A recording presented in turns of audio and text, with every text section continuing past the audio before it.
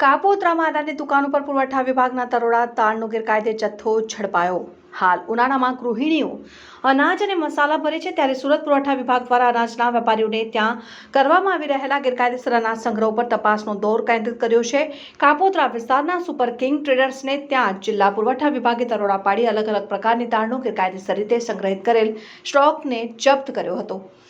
સુરતમાં પુરવઠા વિભાગ દ્વારા અનાજના વેપારીઓને ત્યાં કરવામાં આવી રહેલા ગેરકાયદેસર અનાજ સંગ્રહ ઉપર તપાસનો દોર કેન્દ્રિત કર્યો છે। આ અંગે મળતી માહિતી પ્રમાણે અનાજ વેચાણ અને સંગ્રહનું લાયસન્સ મેળવ્યા બાદ અનેક વેપારીઓ માર્કેટમાં અનાજનો ભાવ વધારવા માટે ગેરકાયદેસર રીતે અનાજ સંગ્રહ કરતા હોવાની ફરિયાદને આધારે જિલ્લા પુરવઠા વિભાગ દ્વારા આકસ્મિક તપાસનો ધમધમાટ શરૂ કર્યો છે, જેમાં કાપોદ્રા પોલીસ સ્ટેશનની પાછળ આવેલા super king traders merchant of grain અને પલ્સ ના હોલસેલ એકમની તપાસણી દરમિયાન લાયસન્સ વગરની અનાજ અને દાળનો જથ્થો મળી આવ્યો હતો। નિયમ મુજબ લાયસન્સમાં મેળવ્યા બાદ સરકારી પોર્ટલ ઉપર અનાજનો જથ્થો અપલોડ કરવાનો થતો હોય છે, તેમાં તમામ પ્રકારની દાળનો અલગ અલગ જથ્થો 72,610 કિલો દાળ વધારે મળી આવી હતી।